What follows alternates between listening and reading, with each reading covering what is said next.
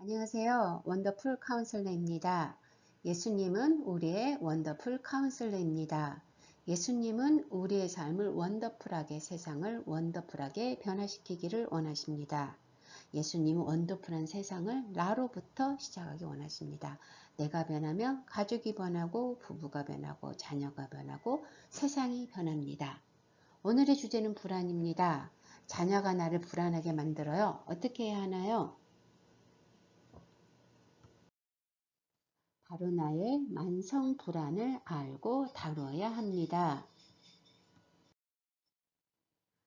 왜냐하면 자녀가 아니라 내가 나를 불안하게 만드는 것이기 때문입니다. 자녀가 변해야 하는 게 아니라 내가 변해야 합니다. 살아있는 생명체는 위협을 느낄 때 불안합니다. 당신이 불안하다는 것은 당신이 위협을 느끼고 있다는 뜻입니다.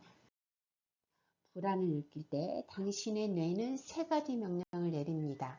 첫 번째, 위험하니 빨리 도망가라는 것입니다. 뇌는 교감신경계를 활성화시키면서 당신의 몸을 도망가기 적합하게 만듭니다. 심장을 빠르게 움직여서 온몸 구석구석 피를 공급하여 당신의 몸이 빠르게 도망가기 적합하게 만듭니다. 불안할 때 뇌의 두 번째 반응은 위협의 대상과 맞서 싸우는 것입니다. 당신을 위협하는 대상이 싸울만하다고 생각되거나 싸워도 질 것 같지만 꼭 싸워야겠다는 당위성이 들면 뇌는 위협에 맞서 싸울 태세를 합니다. 성경에 보면 다윗이 골리앗이라는 위협적인 존재에 맞서서 도망가지 않고 물맷돌로 싸우죠. 다윗은 하나님을 의지하여 골리앗을 싸울 만한 대상으로 해석한 거죠. 불안할 때 위협으로부터 도망가거나 싸우라는 뇌의 이러한 반응들은 뇌의 편도체에서 일어납니다. 뇌의 세 번째 반응은 위협을 느낄 때 그 자리에서 꼼짝하지 않고 얼어붙어 버리는 것입니다. 뇌는 당신의 생리적, 인지적 기능을 정지시켜 당신을 그 자리에서 꼼짝하지 않게 만듭니다.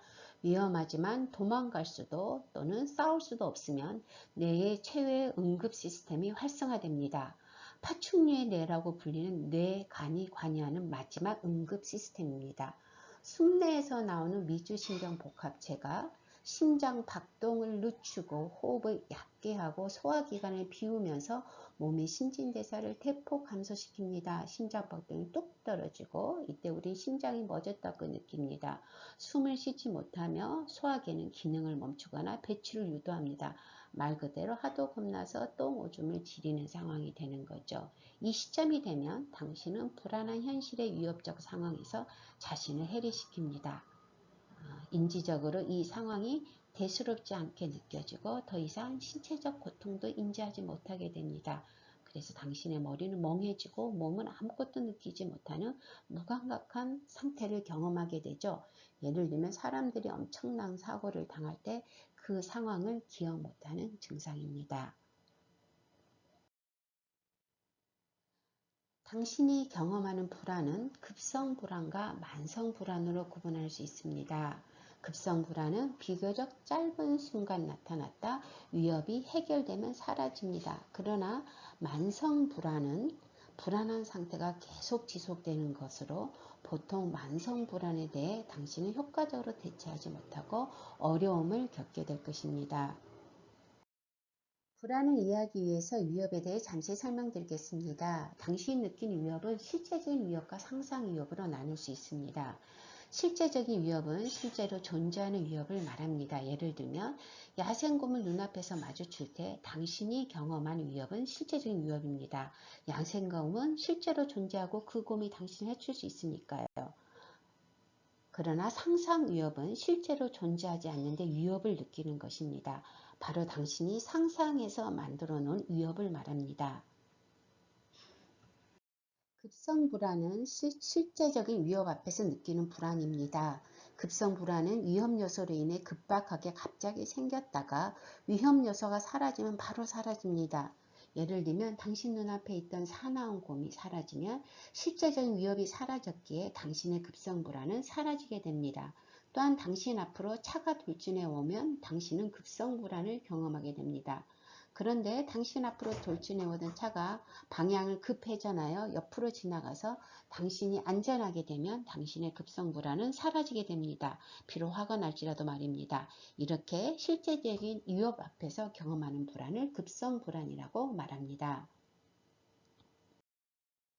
이렇게 급성 불안은 순리적으로 이해할 만하며 외부의 위험이 실제로 존재할 때 느끼는 불안입니다. 이는 정상적인 불안으로 당신을 위험으로부터 생존할 수 있도록 도와줍니다. 차가 돌진해 오는데 위협을 느끼지 않고 옆으로 피하지 않으면 당신은 차 사고로 죽을 수도 있겠죠? 그런데 문제는 만성 불안입니다. 만성 불안은 당신이 상상 위협을 경험할 때 느낍니다. 상상 위협은 실제로 존재하는 위협이 아니라 당신이 상상하는 위협입니다. 예를 들면 그림자를 보고 귀신으로 착각하여 느끼는 위협이죠. 만성이란 보통 의학적으로 6개월 이상 지속되는 증상을 말합니다. 그래서 만성 불안은 그만큼 오래된 불안이고 쉽게 사라지지 않습니다. 심리적인 문제를 일으키는 것이 바로 이 만성 불안입니다. 예를 들면 자녀가 공부를 안 하는 것을 보면 즉시로 이 아이가 크면 서울여가 거지가 될 것이야 라는 생각이 들고, 이러한 불안이 6개월 이상 지속된다면 이것을 만성 불안이라고 말할 수 있습니다. 그런데 왜 사람들은 실제로 존재하지 않는 상상 위협을 느끼며 그로 인해 만성 불안이 생길까요? 바로 과거의 트라우마적인 커다란 고통스러운 경험 때문입니다. 한순간의 경험이지만 너무 고통스러웠거나 혹은 오랜 시간 특정 고통에 노출되었을 때 생깁니다. 우리나라에 자라보고 놀란 가슴 소뚜껑 보고 놀란다는 속담이 있죠. 자라는 한 번 물면 놓지 않습니다. 이렇게 자라에게 한 번 물리고 혼이 나게 되면 자라 등껍질과 비슷한 속뚜껑만 봐도 자라를 본 것처럼 흠칫 놀라고 과거 자라에게 물렸던 그 아픔이 생각나고 심장이 벌렁벌렁 뛰며 불안합니다. 이것이 바로 만성 불안적인 반응입니다. 사람들이 실제로 존재하지 않는데 위협을 느껴도 뇌는 당신이 실제로 존재하는 위협을 경험한 것처럼 동일하게 세 가지 불안 반응을 합니다.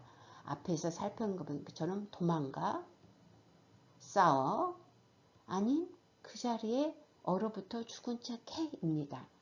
당신이 소뚜껑을 보았지만 당신의 뇌는 자라를 본 것처럼 반응하게 된다는 거죠. 소뚜껑을 보고 놀라서 도망가거나 소뚜껑을 죽이려고 싸우거나 소뚜껑 앞에서 얼어붙는 거죠. 어처구니가 없죠? 맞아요. 그래서 당신에게 있는 만성 불안은 자녀와의 관계에서도 어처구니 없는 문제를 일으킵니다. 만성 불안은 당신으로 하여금 자녀와의 관계에서 비효과적으로 도피하거나 싸우거나 얼어붙은 반응을 일으켜서 문제를 일으킵니다. 부모의 만성 불안이 자녀와의 관계에서 어떻게 나타난지 한번 예를 들어 살펴보겠습니다. 어머니 한 분이 계셨는데 그분은 어린 시절 가난한 가정에서 자랐습니다. 그런데 어머니는 공부에 대한 욕구가 많았고 실제로 공부도 잘했습니다. 그러나 가난해서 다른 친구들처럼 학교를 갈 수가 없었습니다. 중학교만 졸업하고 일을 해서 돈을 벌어야 했죠.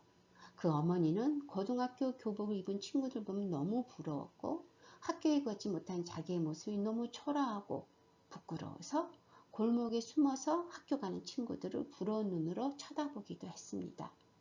그 어머님은 친구들이 자기와 달리 대학도 가고 졸업 후 자기 직업을 가지고 일하는 것을 보면 너무 부러웠습니다. 자신은 중학교만 나오고 전업주부인 게 부끄러웠어요. 그래서 그 어머님은 대학을 나온 남편과 결혼했습니다. 무엇보다도 남편의 학력이 자기보다 높고 남편이 똑똑한 게 좋았습니다.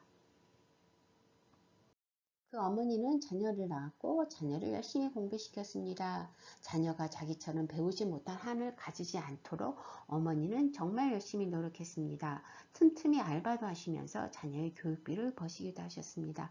그런데 자녀가 초등학교 고학년이 되면서부터 어머니는 불안해지기 시작했습니다. 자녀가 공부를 안 하기 때문이었습니다. 초등학교 저학년은 괜찮지만 고학년부터는 본격적으로 공부를 해야 할 시기라고 생각했기 때문입니다. 그때부터 어머니는 자녀가 미웠습니다. 영어든 수학이든 비싼 학원일지라도 심지어 영어로 수업하는 국제학교라도 자녀가 원하면 보내주고 가르쳐 줄 텐데 어찌된 일인지 자녀가 공부하기를 원하지 않았기 때문이었습니다. 자녀는 공부를 안 할 뿐만 아니라 꿈도 없어 보였습니다. 자녀가 공부를 해서 전문 직업을 가지고 자기 꿈을 펼치고 사는 사람으로 만드는 게 어머니는 자신의 가장 큰 책임이고 의무이고 자녀에 대한 최상의 사랑이라고 확신했었습니다. 왜냐하면 자녀가 공부를 못하면 자기처럼 좋은 학교를 간 다른 친구들을 부러워하고 성공한 친구들 보면서 주눅이 들고 불행을 느낄 거라고 생각하신 거죠. 자녀가 자기가 경험한 그런 고통을 안 느끼게 해주고 싶으셨던 겁니다. 그래서 어머니는 공부 안 하는 자녀를 보면 미래에 자녀가 경험할 불행을 생각하게 되었고 그러면서 불안했고 그런 미래를 알지 못하고 공부를 안 하는 자녀가 답답했고 화가 났습니다. 가난한 가정 환경 때문이든지 아니면 다른 이유에서든지 공부 못한 것에 대한 한을 가진 어머님들은 자녀들이 공부에 관심을 쏟지 않거나 꿈이 없으면 너무너무 불안해서 자녀를 과도하게 통제합니다. 때로는 화를 내고 윽박지르거나 때로는 위협하고 심지어는 폭력을 쓰기도 하고 때로는 회유하면서 자녀를 공부시키려고 합니다. 자녀가 공부 못하면 자기처럼 한이 맺혀서 불행해질까봐 두려운 거죠. 어머님이 자녀가 공부 못하면 자기처럼 못 배운 한으로 불행해질 위협에 처해 있다고 믿는데 이때 어머님이 느끼는 위협이 상상 위협입니다. 실제로 존재하지 않는 위협인 거죠. 이러한 상상 위협으로 인해 어머님은 망성 불안을 경험하게 됩니다. 왜 이게 상상 위협일까요? 왜냐하면 세상에 성공한 사람들 보면 공부 잘한 사람도 있지만 공부 못한 사람들도 많기 때문입니다. 애플을 창시한 스티브 잡스는 대학을 중퇴했습니다. 좋은 대학도 아니었죠. 그리고 자녀가 대학을 가고 직업에서 성공하면 행복할 것이라고 어머님이 믿는데 그것은 어머님이 생각한 행복이죠. 자녀가 생각하는 행복과 다를 수 있습니다. 정리하자면 부모의 만성 불안은 어린 시절 경험한 고통에서 나옵니다. 한순간의 경험이지만 트라우마적이었거나 오랜 시간 지속된 고통에서 생겨난 게 만성 불안입니다. 오랜 시간 고통에서 보호받지 못한 데서 만성 불안이 형성되죠. 부모들이 만성 불안을 가지면 자녀도 자기처럼 불안할 것이라고 믿습니다. 이를 상담에서는 투사라고 말합니다. 투사란 자기 것을 상대방에게 투영해서 그 사람 것이라고 생각하고 행동하는 것이죠. 예를 들면 공부에 대한 한을 가진 어머님이 자녀도 공부를 하나면 훗날 자녀도 자기처럼 공부에 대한 한을 가질 것이라고 굳게 믿는 거죠. 그래서 자녀를 보호하려고 과도하게 통제하게 됩니다. 그러나 부모가 자기의 만성 불안을 자녀로부터 분리해서 다루지 않으면 자녀를 보호하지 못하고 오히려 자녀를 위협에 처하게 만듭니다. 부모가 자녀를 볼 때 불안에 미치겠다면 그 이유는 자녀 때문이 아니라 바로 부모 자신 안에 있는 만성 불안 때문입니다.